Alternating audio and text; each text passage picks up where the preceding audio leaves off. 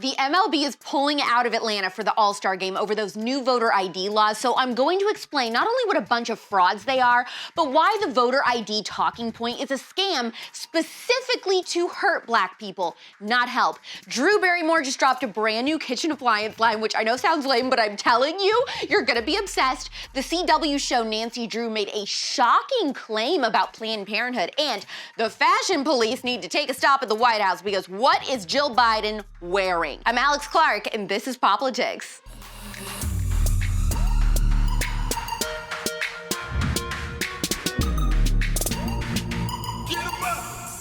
The biggest thing that has happened in the last couple days by far is the MLB saying that they're moving their All-Star game out of Georgia because they disagree with their new voting law. And he's out by an eyelash of third. They put out a statement and said the Major League Baseball fundamentally supports voting rights for all Americans and opposes restrictions to the ballot box. Now, I have some major receipts, so hold on to your butts. I have the papers to prove it. First of all, Cobb County, Georgia is expected to lose over $190 million in revenue from the All-Star game getting moved somewhere else. Cobb County has an almost 27% black population. How many black-owned businesses will miss out on needed revenue from the MLB taking away this game? You play ball like a girl!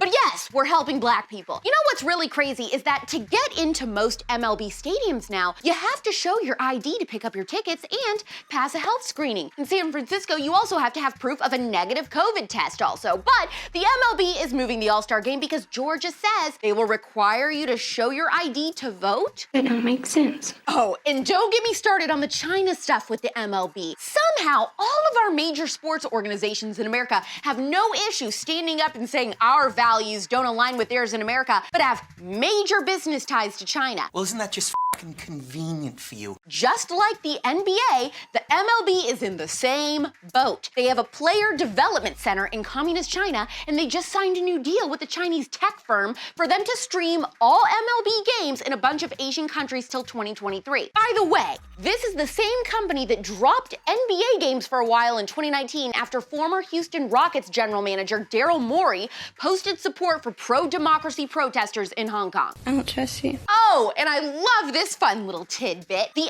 MLB played in Havana in 2016. Communist Cuba is acceptable, but Atlanta, Georgia, where ID is required to vote, is not. Oh, what a hypocrite. Hey, you know what MLB spells backwards, right? BLM. And you know what these two organizations have in common? They use and hurt black people for their own sick causes. Brutal. When all of these woke organizations try to tell African Americans that this is for them and requiring an ID to vote hurts them, they're lying. Of course, like I talked about yesterday, not only is it unbelievably racist to suggest black Americans can't get or don't even have an ID, but they actually don't even believe any of that. They're using black people, getting them into an emotional frenzy, so they'll vote against voter ID laws, which means the left can bring more illegal immigrants into the country who will then predominantly hurt the black community. That's the conservative. Left-wing policies always hurt the minority groups that they claim they're trying to help the most. Okay, totally different direction with this next story, but when this dropped, I just had to show you because I am in love with it all. I actually had the whole Poplitics team excited. We were all freaking out. And this is not an ad, by the way. It's just me being a very excited Alex about something I think you will also be excited about. Drew Barrymore just launched a kitchen line with Walmart, and it is some of the most beautiful stuff I've ever seen, and it's dirt cheap.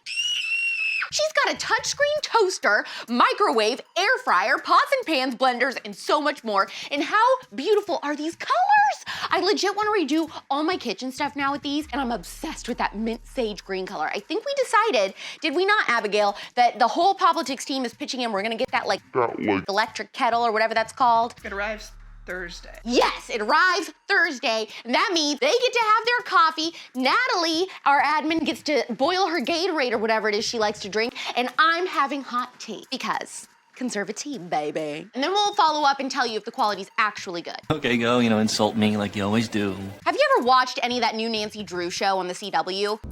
But I don't believe in ghosts. I believe in looking for the truth. Drew, clam chowder, table 8.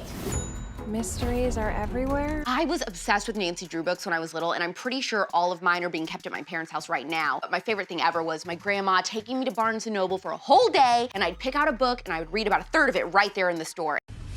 Now what are we looking at? Oh. Oh.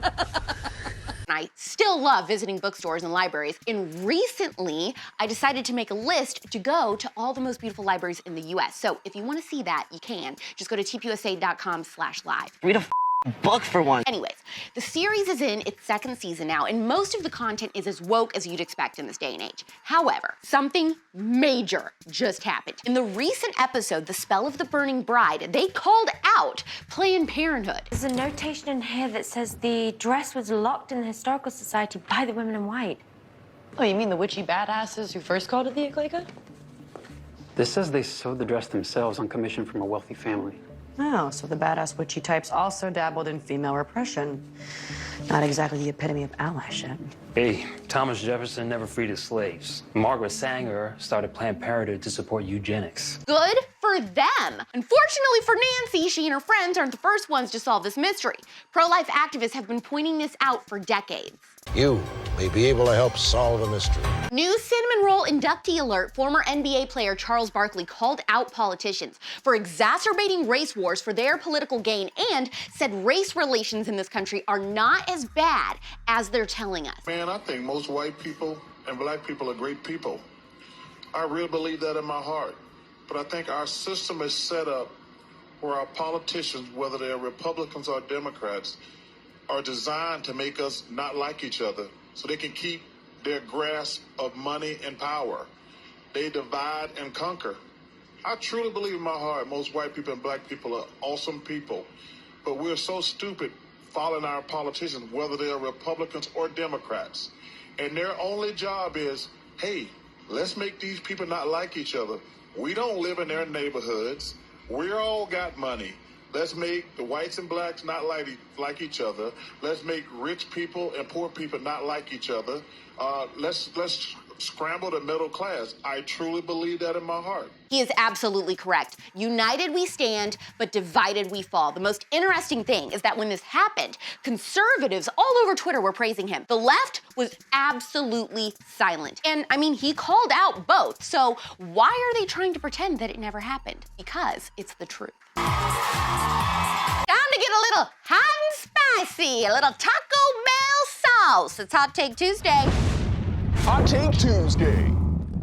Pray for the First Lady, not because she's in dire trouble or anything, but because her stylist really needs to be fired. Everyone is talking about this outfit she wore with a miniskirt and fishnets. There are so many things wrong here. I don't really know where to start. First of all, I do love fishnet stockings. I'm just not sure that they're appropriate ever on a First Lady, and definitely not with a skirt above the knee. I mean, she looks like she's auditioning to be on Gossip Girl in 2007. This is so out of style, it's mind-boggling. Even that type of boot is out. And it's so wildly inappropriate for someone of her age, yet Melania was completely ignored during the entire term that she was in the White House. Doesn't it just make you mad? You look like you're gonna put a hex on some popular girls. Jason Sudeikis wore a My Body, My Choice $1,100 Gucci sweater to the SAG Awards to make a pro-choice statement. Hey, you know what isn't nearly that expensive, cuter, and 100% of proceeds go to pro-life causes? The fashion boutique Culture of Life 1972. It's a 100% pro-life fashion brand, and you can shop with them and use code Alex if you want. I actually have on a little button from them. 1972 stands for the last year that abortion was illegal. And they just launched a ton of new spring stuff and more items to the Cute-servative collection that I helped pick out. So everyone loves life. Well, when life gives you lemons. Not to get a little weird, but we're getting a little weird. A baby was born with 3 penises. Or is it peni? Baby's in Iraq making medical history, and you know what? Somehow leftists will say he doesn't know his gender, though. Bob, we don't want to know the gender of the baby. We don't want to know the sex, and you know that. I don't know your gender. I don't know Candace's. I don't know mine. You don't know my gender? I don't. Do I look like a woman? I don't know what a woman looks like. Speaking of Bidens, remember when Joe Biden told us his son Hunter was the smartest person he knows? This is Hunter Biden. You know, I spent more time on my hands and knees picking through rugs smoking anything that even remotely resembled crack cocaine. I probably smoked more Parmesan cheese than anyone that you know, I'm sure, Tracy. Stay safe today. Don't do drugs, kids. I know Parmesan cheese looks tempting, but please stay far away. And stay away from sharp cheddar also. That's the gateway drug to smoking Parmesan. Cheeses and butters and nuts and such. Subscribe to us on Apple Podcasts and Spotify and leave a 5-star review by clicking the link in our bio. You can submit questions that you want me to answer on Pop Quiz, stories that you want us to cover, and apply for Turning Point USA's Young Women's Leadership Summit this June. Before you dip out, hit the heart button. Let's discuss the MLB leaving Atlanta for the All-Star Game and Nancy Drew coming after Planned Parenthood. Make sure you share this episode, share stories, so that your friends on the left can understand why voter ID laws aren't racist, and hit that save button. We're back tomorrow at 4 p.m. Eastern, 1 p.m. Pacific. It's pop culture without the propaganda every single day. Don't go smoking the cheese! I'm Alex Clark, and this is Poplitics. Click below to watch yesterday's episode. Please subscribe, thumbs up, share this video, and ring the bell for notifications so you never miss the Conservative. And make sure you're following this show at Poplitics on Instagram for even more conservative content.